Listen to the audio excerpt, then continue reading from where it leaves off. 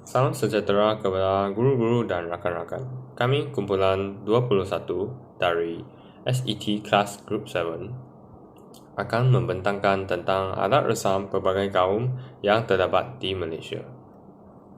Selamat sejahtera tuan-tuan dan puan-puan.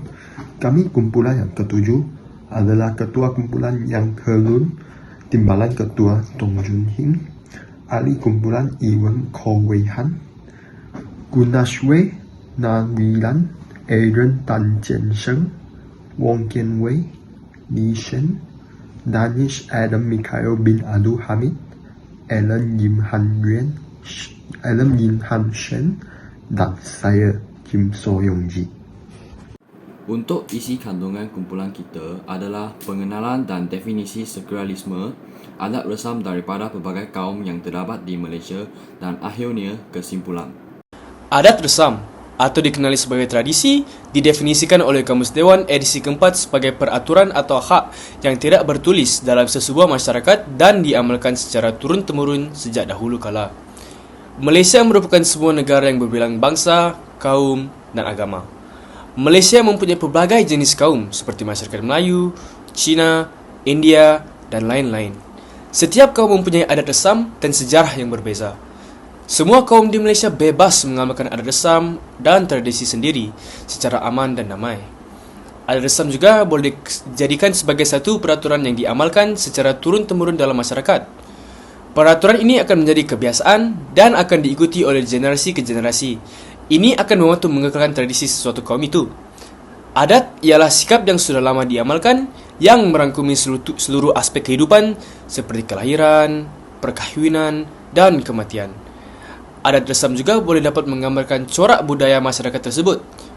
Laporan ini akan membincangkan adat resam yang diamalkan oleh masyarakat Malaysia. Adat resam Cina yang terdapat di Malaysia adalah jamuan makan malam besar, pantang larang Tahun Baru Cina dan Cap Gome. Perayaan jamuan makan malam besar adalah jamuan makan malam besar bersama keluarga iaitu reunion dinner yang diadakan pada malam sebelum hari pertama Tahun Baru Cina. Kaum Cina biasanya lebih serius dalam persediaan reunion dinner kerana ahli keluarga dari jauh balik setahun sekali untuk menyambut perayaan ini. Reunion dinner adalah perayaan sebenar Tahun Baru Cina. Selebihnya adalah untuk menziarahi saudara mara dan rakan-rakan. Sambil menambah beliau gembira kerana reunion dinner keluarganya lengkap pada tahun ini dengan kepulangan anaknya yang menetap di Singapura. Mengenai pantang larang Tahun Baru Cina, terdapat perubahan dalam pantang larang pada masa kini. Ini kerana kepercayaan kaum Cina pada zaman dahulu lebih kepada kepercayaan tayul. Contohnya, untuk makan malam Tahun Baru Cina, tauhu adalah makanan yang mesti dihidangkan kerana ia bermaksud kekayaan bagi kaum Cina. Perayaan Cap Gome iaitu hari terakhir Tahun Baru Cina pula disambut pada hari ke-15. Ia merupakan hari kekasih bagi masyarakat Cina. Pada zaman dahulu, jika lelaki ingin cari pasangan, mereka akan memasukkan buah limau ke dalam kertas yang kemudiannya dibuang ke dalam sungai agar ia bergerak mengikut aliran sungai dengan harapan ia ditemui oleh jodohnya. Sekarang saya akan membentangkan tentang adat resam kaum Melayu di Malaysia. Dalam budaya Melayu, terdapat dua perayaan penting yang dirayakan oleh umat Islam, iaitu Hari Raya Aidilfitri dan Hari Raya Haji. Hari Raya Aidilfitri yang juga dikenali sebagai Hari Raya Fitrah disambut pada 1 Syawal setiap tahun.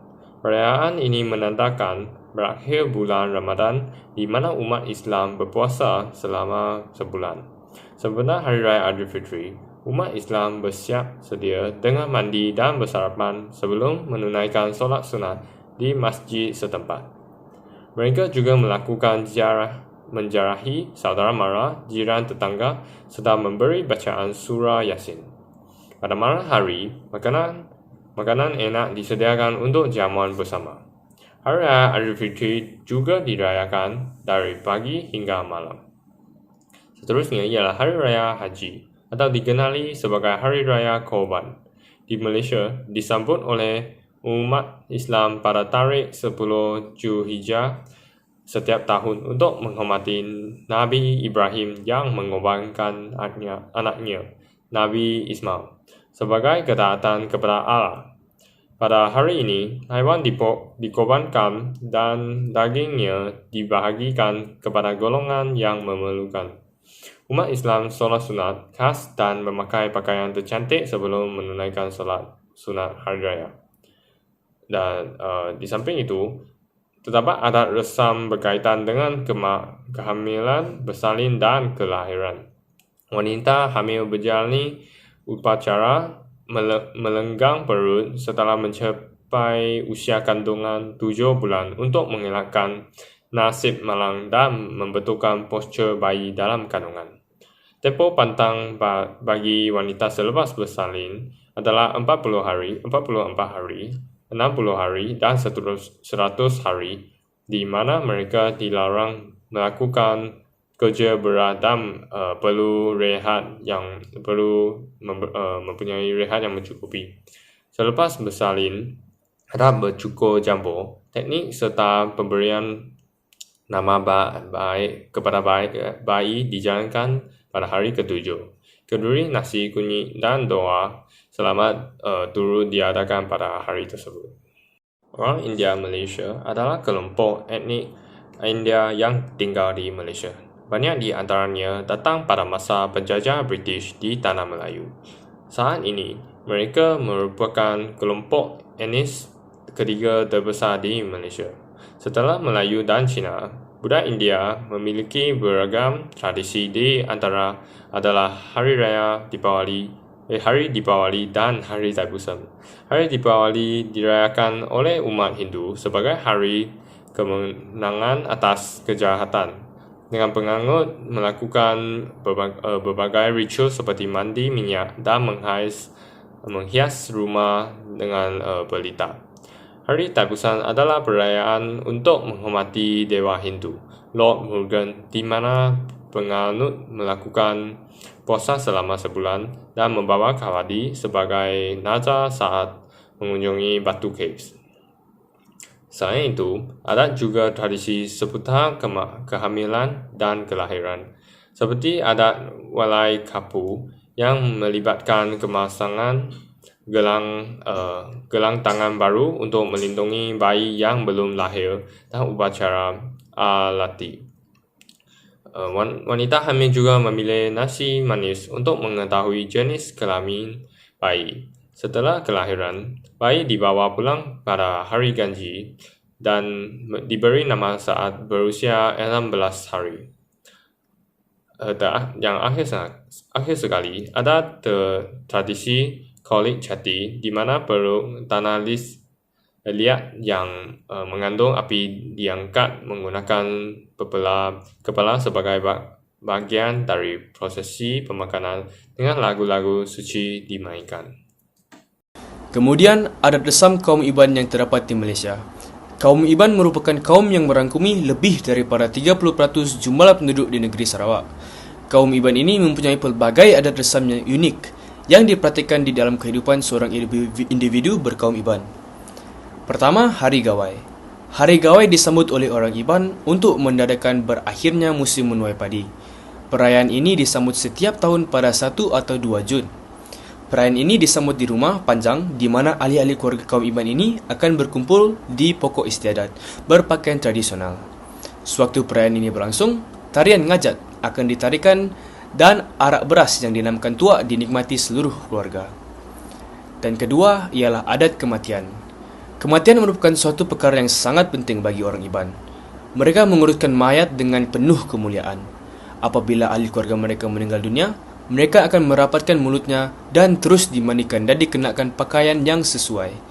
Di rumah panjang pula, kedua-dua pintu rumah panjang perlu digalang 2 batang alu supaya hantu yang meninggal dunia itu tidak akan kembali ke jasadnya.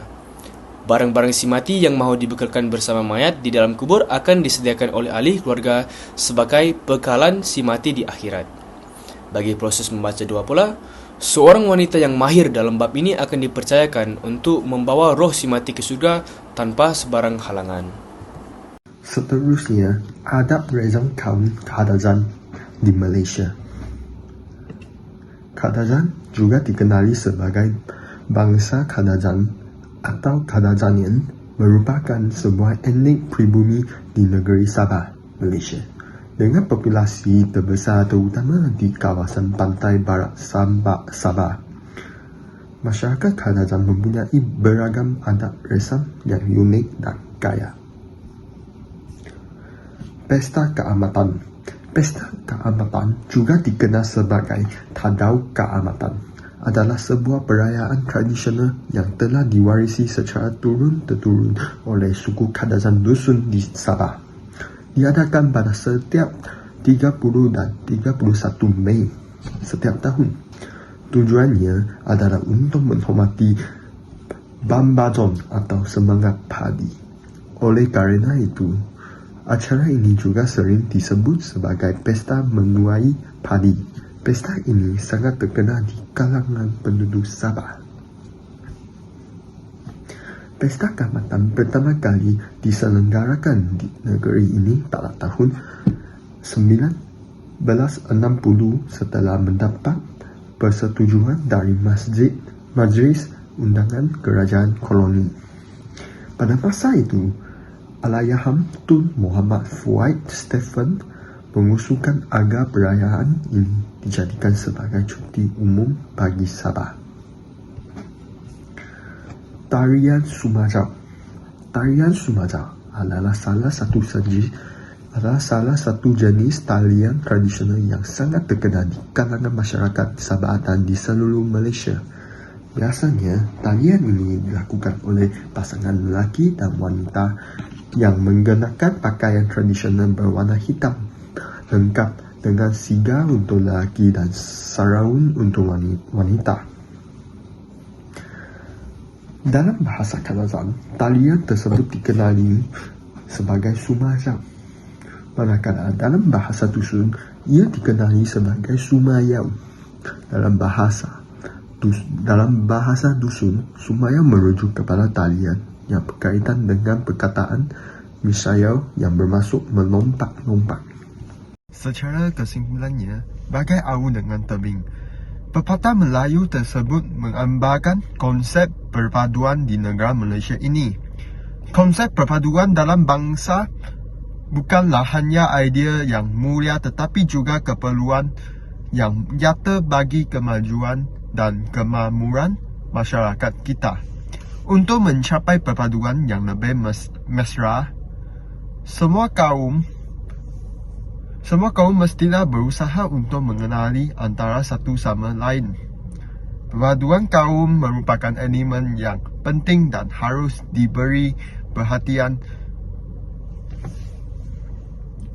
kerana pemupukan hubungan etnik antara masyarakat adalah amat penting bagi negara kita yang bermasyarakat majmuk serta menjamin kestabilan ekonomi dan politik negara. Setiap kaum mempunyai nilai dan budaya tersendiri serta unik.